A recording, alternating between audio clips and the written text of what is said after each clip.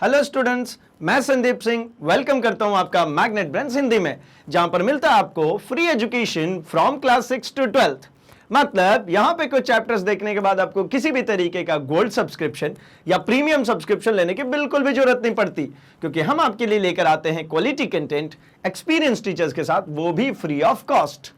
तो जैसा कि हम मिला करते हैं हमारे फिजिक्स सब्जेक्ट के साथ, जो हमारे विज्ञान का ही एक हिस्सा है, और हम आज चर्चा करने जा रहे हैं हमारे चैप्टर नंबर 14 ऊर्जा के स्रोत की। एक बहुत ही इंटरेस्टिंग सा और बहुत ही प्यारा सा चैप्टर है, जहां से हमारे नंबर बिल्कुल सिक्योर होते हैं हमारे एग्जामिनेशन में, जो हमें ऑलरेडी बहुत कुछ आता हुआ रहता है इस चैप्टर से, क्योंकि हम बहुत पहले से ऊर्जा के बारे में, एनर्जी के बारे में, सोर्सेस ऑफ एनर्जी के बारे में, अलग अलग ऊर्जा के प्रकारों के बारे में हम देख रहे हैं, जान रहे हैं।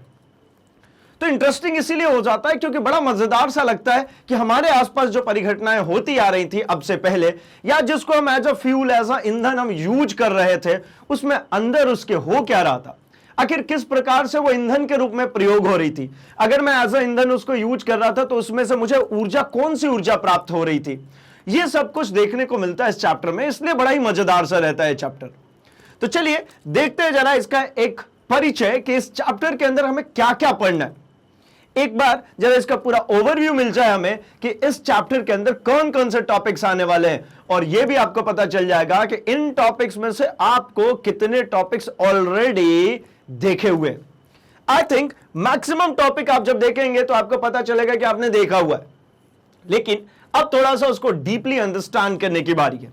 तो जैसा कि सबसे पहला ही टॉपिक जो कि चैप्टर का नाम है, तो ऑब्वियसली भाई शुरुआत वहीं से होगी, क्या? ऊर्जा। ऊर्जा होती क्या है, ये एनर्जी क्या है? तो हम जनरल लैंग्वेज में कह लेते हैं कि कैपेसिटी टू डूइंग वर्क, कार्य करने की जो क्षमता है, उसी को हम कहते हैं भाई एनर्जी। मतलब मैं एक सिंपल लैंग्वेज में कहूं कि मुझे अगर कुछ करना है, कोई कार्य करना है, तो उसके लिए मुझे क्या चाहिए होगी? ऊर्जा चाहिए होगी। मैं चल फिर पा रहा हूं, है ना, घूम पा रहा हूं, कुछ काम कर पा रहा हूं, कुछ सोच पा रहे हैं, या अपनी डेली रूटीन ही फॉलो कर पा रहे हैं, ये सब कुछ करने के लिए हमें भूख लगती है ना भाई। भूख लगती है तो हम क्या करते हैं? हम कुछ ना कुछ फूड लेते हैं, खाना लेते हैं, और उस फूड आइटम से, उस खाने से हमको क्या मिलती है? ऊर्जा मिलती है। उसी ऊर्जा के कारण हम कोई भी काम, कोई भी एक्टिविटी परफॉर्म कर पाते हैं। ठीक इसी प्रकार से और भी बहुत सारी गतिविधियां हमारे आसपास में चलती हैं। उन गतिविधियों को चलाने के लिए, उन एक्टिविटीज को परफॉर्म करने के लिए हमको ऊर्जा रिक्वायर्ड होती है। अब इन शॉर्ट में कहूंगा तो आप कहेंगे कि हाँ, हमने बहुत सारी ऊर्जा देखी है, जैसे हीट एनर्जी, भाई हीट हम सेंस कर सकते हैं। लाइट एनर्जी, जिसकी वजह से हमको दिख पाता है। इलेक्ट्रिक एनर्जी, जो जिसकी वजह से आपके घरों में जितने भी गैजेट्स जो चल रहे हैं, जैसे ट्यूबलाइट हो गया, फैन हो गया, हीटर हो गया, गीजर हो गया, एसी हो गया, कूलर हो गया, और भी बहुत सारे गैजेट्स है ना, टीवी, कंप्यूटर, लैपटॉप, मोबाइल, ये सब कुछ किसके बेसिस पे चल रहा है? इलेक्ट्रिकल एनर्जी के बेसिस पे। इसी प्रकार से और भी कुछ एनर्जीज हैं, जैसे मान लीजिए हम बिल्कुल बाहर खड़े हो जाते हैं, हवा चल रही है, तो भाई विंड एनर्जी। मतलब कुल मिलाकर के हमारे आसपास ही ये सब कुछ जिनका हम स्टडी करने वाले हैं, लेकिन हम इनको कैटेगराइज करके स्टडी करेंगे। तो इसके क्या कैटेगरीज होंगी भाई? तो सबसे पहले अगर हम बात करते हैं तो दो कैटेगरी है हमारे पास, पारंपरिक और गैर पारंपरिक का। ठीक है, मतलब ऊर्जा के उत्तम स्रोत क्या होने चाहिए, कौन से ऊर्जा स्रोतों को हम ऐसा माने कि भाई ये उत्तम है। जैसे आपको एक एग्जांपल बता रहा हूं कि जैसे आपको हीट जनरेट करना होता है ना, कुकिंग करनी होती है, तो उसके लिए एलपीजी भी है, लकड़ी जला करके भी कर सकते हैं, कोयला जला के भी कर सकते हैं, उपले के साथ में भी हम उसको गर्म करके, मतलब उसको जला के उससे भी हीट ले सकते हैं। लेकिन कौन सा बेहतर है? तो इसके बेसिस पे पहले हमने कैटेगराइज किया दो तरीके, एक परंपरागत और एक गैर परंपरागत। परंपरागत का मतलब क्या होता है भाई? तो परंपरागत का मतलब यह है जो कन्वेंशनल, जो पहले से ही चले आ रहे हैं, जो डायरेक्टली हमको इस्तेमाल होते हुए आ रहे हैं, वो हो गए हमारे परंपरागत स्रोत। और गैर परंपरागत मतलब ये जो परंपरागत स्रोत थे ना, जो पहले से ही चले आ रहे थे, जैसे कि जीवाश्म ईंधन। ठीक है, अब क्या है, कोयला कुछ समय तक ही चलेगा ना भाई, इसके बाद तो वो खत्म हो जाएगा। या कोयले को अगर मैं जलाता हूं, जीवाश्म ईंधन है ये, अगर मैं उसको जलाता हूं तो भाई उसमें से बहुत सारा कार्बन डाइऑक्साइड निकलता है, मतलब हमारा वायुमंडल भी प्रदूषित हो रहा है। तो क्या ये एक उत्तम स्रोत होगा? तो आप कहेंगे नहीं, ये उत्तम स्रोत नहीं हो सकता है। हमें तो ऐसा फ्यूल चाहिए जो कि थोड़ी सी मात्रा जलाने पे बहुत सारी ऊर्जा दे, और उसका वायुमंडल पे कोई नकारात्मक प्रभाव ना हो, तो हमने कोयले के बदले में क्या इस्तेमाल करना शुरू कर दिया? तो हमने कहा भाई एलपीजी गैस यूज करना शुरू कर दिया, ठीक है ना। तो मतलब क्या हुआ कि जब हम अगर बात करते हैं पारंपरिक स्रोत की, परंपरागत जो चली आ रही उन स्रोतों की, तो भाई कोयला, तापीय विद्युत संयंत्र, जल विद्युत संयंत्र, बायोमास, पवन ऊर्जा, अभी हम जस्ट देखेंगे भाई इनको, ये सभी आपको कैसे स्रोत दिख रहे हैं? ये परंपरागत, पारंपरिक स्रोत है, ये चले आ रहे हैं, ठीक है ना। दूसरी कैटेगरी है गैर परंपरागत। मतलब अब मान लीजिए जैसे मैंने अभी आपको एग्जांपल दिया कि जीवाश्म ईंधन कोयला जल रहा है, उसकी वजह से दिक्कत हो रहा है, तो कुछ विकल्प चाहिए भाई, उसके बदले में तो कुछ चाहिए, तो उसके बदले में हम एलपीजी ले आए, ठीक है। या एलपीजी भी ना कहूं तो मैं यूं कहता हूं कि भाई मैं इलेक्ट्रिसिटी ले आया, इलेक्ट्रिक हीटर्स बनाए, उस पे खाना बना रहे, तो वैकल्पिक व्यवस्था है ना, ये वैकल्पिक व्यवस्था होगी, इसलिए इसको हमने कह दिया क्या? गैर पारंपरिक। मतलब जो ऊर्जा है, ऊर्जा के जो स्रोत है, उनको दो कैटेगरी दे दी, एक पारंपरिक और एक गैर पारंपरिक। अब आइए एक एक करके देख लेते हैं कि पारंपरिक में क्या।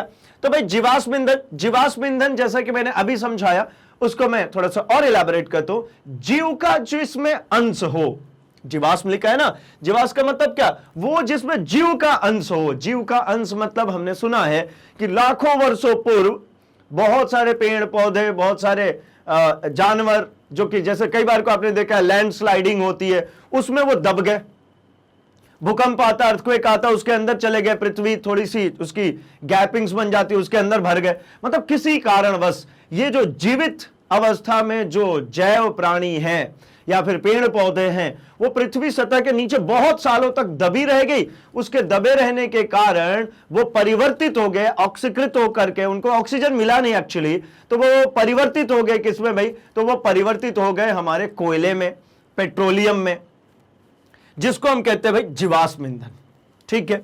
अब अगला अगर हम बात करें तो भाई तापीय विद्युत संयंत्र। अब तापीय विद्युत संयंत्र क्या है? तो देखिए हम क्या करते हैं, इलेक्ट्रिसिटी हमें चाहिए, इलेक्ट्रिसिटी पे हमारे घर के मैक्सिमम काम हो जाते हैं भाई।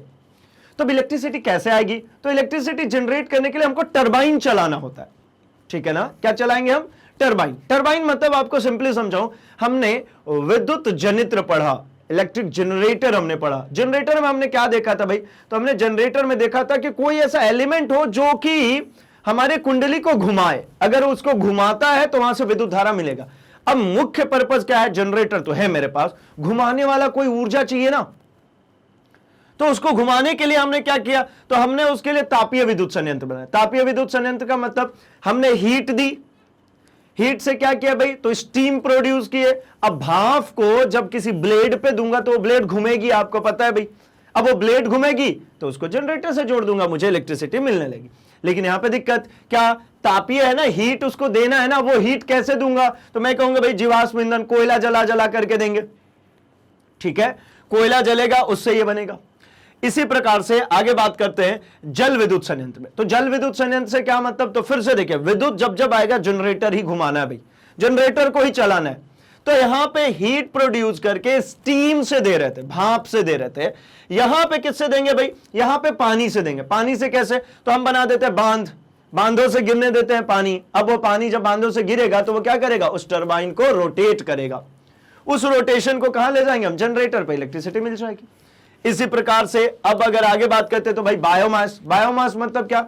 जो जीवित सेल्स हैं वो डेड हो जाते हैं, जब मृत हो जाते हैं तो उनसे भी हम ईंधन प्राप्त करते हैं, ठीक है ना। जैसे लकड़ी सूख गई, ठीक है, गोबर गैसेस, ठीक है, गोबर भाई अपशिष्ट जो आया है ना, वो अपशिष्ट क्या होगा भाई? वो जब सड़ता है तो वहां से गोबर गैस मिलता है हमें। तो ये हो गया बायोमास। इसके बाद बारी आती है भाई पवन ऊर्जा। फिर से बात करूंगा, मुझे इलेक्ट्रिसिटी चाहिए ना, इलेक्ट्रिसिटी चाहिए तो वो ही जनरेटर घुमाना है। वो घुमाने के लिए क्या? हवा चल रही है, ये लगा दिया प्लेट्स, ये देखिए घुमा रहा है, तो यहां से मुझे इलेक्ट्रिसिटी मिल जाएगी। मतलब मुझे विद्युत धारा चाहिए तो मुझे कोई घुमाने वाला एलिमेंट चाहिए, इसी के लिए ये सब मेहनत की गई थी। तो ये तो रहे हमारे कौन से स्रोत भाई? ये हो गए हमारे पारंपरिक स्रोत। अब जो वैकल्पिक व्यवस्थाएं हैं, जो गैर पारंपरिक है, तो भाई क्या? तो हमने कहा कि जो आपको इलेक्ट्रिसिटी प्रोड्यूस करने के लिए आप तापीय ऊर्जा के यूज करते, जहां कोयला जला रहे थे, उससे पर्यावरण प्रदूषण भी हो रहा था, और कोयले की एक सीमित मात्रा ही है, क्योंकि लाखों वर्षों बाद वो तब्दील होकर के कोयले में तब्दील हुआ है, बना है। अब अगली बार कोयला बनाने के लिए तो भाई इतना समय चाहिए ना, हमारे पास क्या है? हमारी लाइफ साइकिल ही इतनी है, और हमें खूब सारा ऊर्जा भी चाहिए, है ना। क्यों? क्योंकि दिन प्रतिदिन जो है पॉपुलेशन बढ़ रही है, लोगों के डिमांड्स बढ़ रहे हैं, न्यू टेक्नोलॉजी जितनी इंट्रोड्यूस हो रही है वो सभी किसी न किसी एनर्जी के ऊपर बेस्ड है, चल रही हैं। तो भाई मुझे बहुत सारे ऊर्जा की आपूर्ति चाहिए, मतलब बहुत सारा ऊर्जा मुझे चाहिए। तो बहुत सारा ऊर्जा चाहिए तो जो पारंपरिक स्रोत था उससे तो संभव नहीं हो पा रहा था, तो हमने उसकी वैकल्पिक व्यवस्था की बात करी, गैर पारंपरिक की बात करी।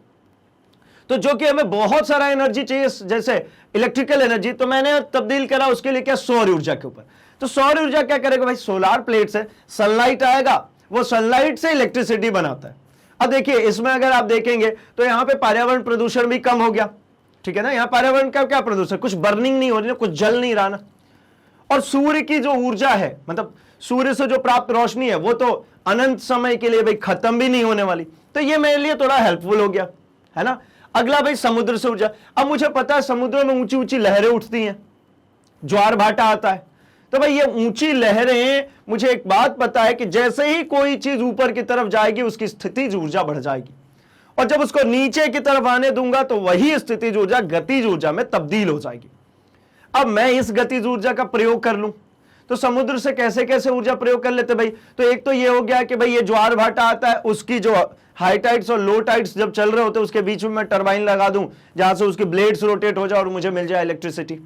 दूसरा तरीका ये होता है कि भाई बहुत सारे एरिया जिसमें सनलाइट सीधे पड़ रही है तो स्टीम भी तो बनेगा, भाप भी बनेगा ना, समुद्र की जो पानी उस पर भाप बनेगा, उस स्टीम को यूज कर लें, मतलब उसका हीट को हम यूज कर लें, ठीक है। तो मतलब कई तरीके से समुद्र भी हमारे लिए काम आ जाता है। अगला भाई भूतापीय ऊर्जा। अब चूंकि हमें पता है हमारी जो पृथ्वी है, पृथ्वी के अंदर बहुत ज्यादा टेम्परेचर है। आपको जैसा पता होगा कि भाई ज्वालामुखी विस्फोट हो जाते हैं, विल्कानो इरप्शंस होती हैं, वो मैग्मा और लावा जो मोल्टन स्टेट में निकलता है पिघले हुए अवस्था में, तो अब समझिए कितना ज्यादा हीट होगा।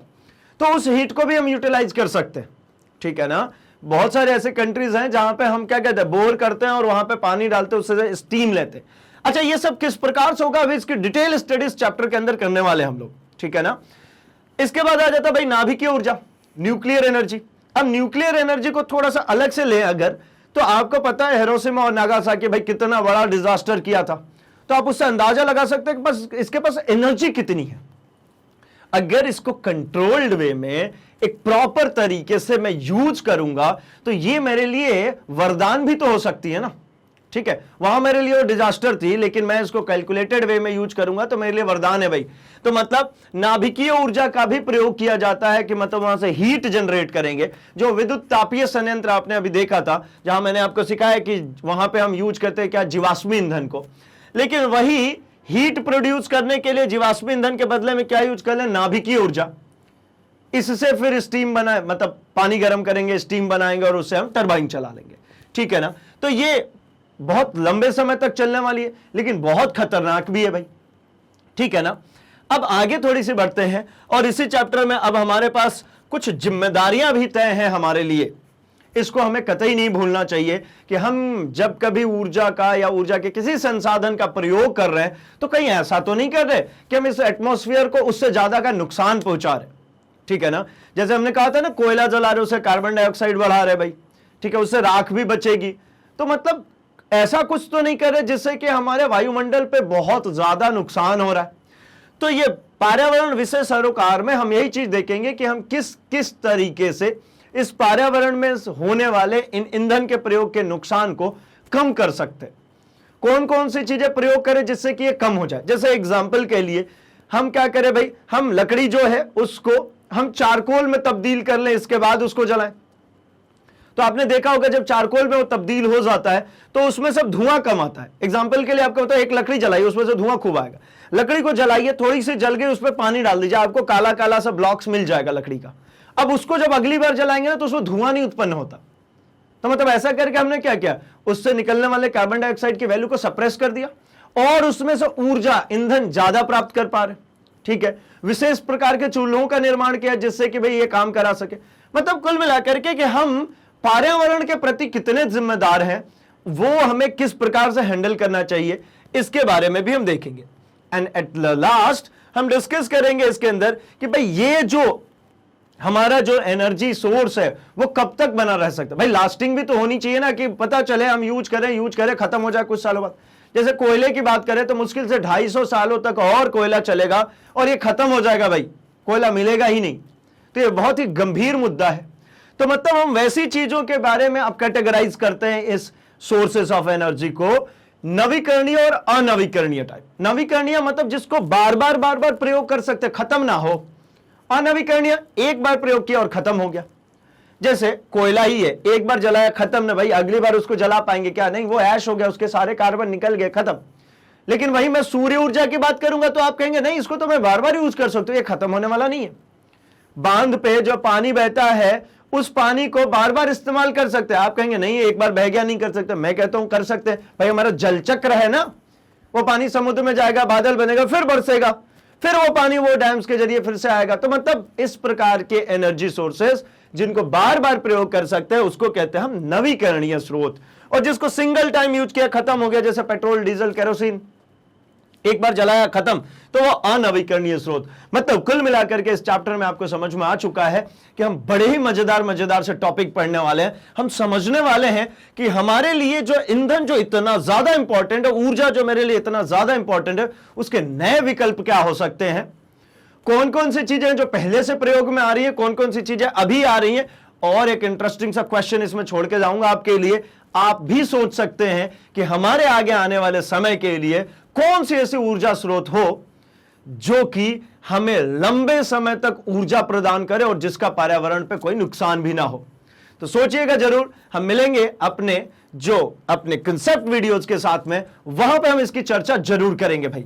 तो अभी के लिए आप अगर चाहते हैं अपने टॉप कोर्सेज को एक्सप्लोर करना तो आप अपने सर्च बॉक्स में लिखेंगे magnetbrains.com। आपके सामने कुछ इस तरीके से पेज ओपन होता है जहां पर आप अपने टॉप कोर्सेज को एक्सप्लोर कर सकते हैं। मतलब सीबीएसई इंग्लिश मीडियम से हैं आप, या JAIIB, UPSC, NEET, IIT JEE, Olympiad, NTSC, या फिर आप इंग्लिश बोलना सीखना चाहते हैं, आप टैप कीजिए, आपको उससे रिलेटेड कंटेंट मिलेंगे। जैसे कि आपने सीबीएसई हिंदी मीडियम से टैप किया, आपकी सभी क्लासेस ओपन होती है। क्लास को टैप करेंगे, सारे सब्जेक्ट्स ओपन होते हैं। मतलब सब कुछ अरेंज फॉर्मेट में है भाई। जैसे ही आप अपने सब्जेक्ट को टैप करते हैं, आपके सामने आपके चैप्टर्स ओपन हो जाते हैं। आप अपने चैप्टर को टैप कीजिए, इसी फोल्डर के अंदर इस चैप्टर से रिलेटेड इसके concept videos, one shot revision, numericals, NCERT exercise, MCQs, previous year question paper, most important questions, बहुत कुछ देखने को मिल जाता भाई। मतलब यहां पर भटकने की बिल्कुल भी जरूरत नहीं है। जैसे ही आप इसको प्ले करते हैं, आपके सामने इस प्रकार से वीडियो प्ले होता है, जिसको कहीं पर भी आप पॉज कर सकते हैं, स्क्रीनशॉट ले सकते हैं, नोट्स बना सकते हैं, और सबसे अच्छी बात, यहीं से नेक्स्ट वीडियो करके अगले वीडियो पर जा सकते हैं भाई। तो अभी के लिए हमारे इस वीडियो को लाइक कर दीजिए, चैनल को सब्सक्राइब कर लीजिए और इसे अपने दोस्तों में शेयर भी कर दीजिए भाई, क्योंकि मैग्नेट ब्रेन्स हिंदी लेकर के आया free education from class 6 to 12th, quality content and experience teachers के साथ। तो बने रहिए हमारे साथ, हम मिलेंगे अपने अगले सेशन में। Thanks for watching.